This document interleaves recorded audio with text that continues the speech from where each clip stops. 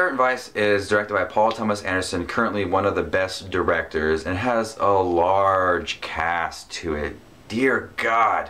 You got Joaquin Phoenix, Josh Brolin, Reese Witherspoon, Martin Short, Maya Rudolph, Owen Wilson, Jenna Malone, and too many other people. And the movie takes place in Los Angeles in the 1970s and is about a drug-fueled Los Angeles detective named Doc who investigates the disappearance of a former girlfriend. I was definitely looking forward to Inherent Vice. Paul Thomas Anderson has done some great things in most recent memory, like The Master. And I was curious to see how this one would pan out. It had a great cast, looked fun.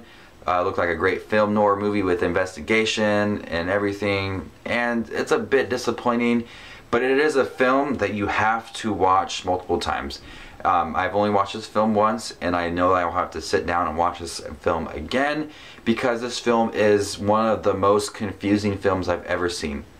And people have been telling me that's how it's supposed to be. He is a drug-fueled man, he smokes a lot of pot, drinks a lot, and it's through the eyes of him.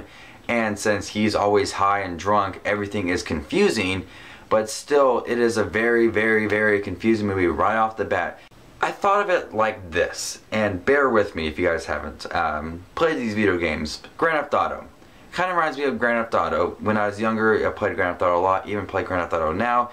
It's you have a mission, one mission, and then something else is connected to that mission. And you're meeting these people with this mission, but then you're meeting these people for the same mission, and then you're meeting people off of that mission, and then you're meeting people off of that mission, and so it's all different missions to one thing.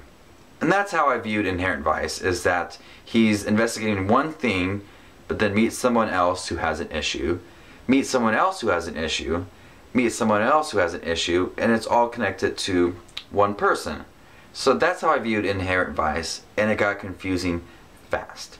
There are so many names thrown out, there are so many actors in here, so many side stories, it is hard to keep up with this. And I'm sure people can sit down, watch this 2-hour and 20-minute film, and like, I understood what was going on, but I feel like most people that do watch this will get confused at times with how many storylines are going on, and how many people are being introduced in and out, and how things are quickly going throughout the movie, how quickly paced it is, that they will get confused. And it is a film that requires multiple watchings if you truly want to understand the plot. Some scenes dragged out, some scenes were quick, and it just felt like a lot of the scenes were just boring and underwhelming at times. Let's talk about some of the good things, because there are a few good things about Inherent Vice. For one, the acting. It's top notch, it's great, everybody delivers great performances. It's funny at times, especially Josh Brolin, Martin Short, Joaquin Phoenix, they all are funny in here. I love how the camera is moved throughout the film, the angles, and the directing in here. And I love the film noir feel to it. I feel like that is missing from movies now, and it has a great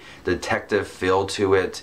Investigating a lot of people, getting everybody's questions and answers, and just meeting all of these people. It has that great feel to it of great film noirs of like the 30s and the 40s and the 50s. It has that great feel, but it is still very confusing with how many people there are in the film, all these different storylines, what is going on. But I did like the acting, the humor, and the feel of the movie.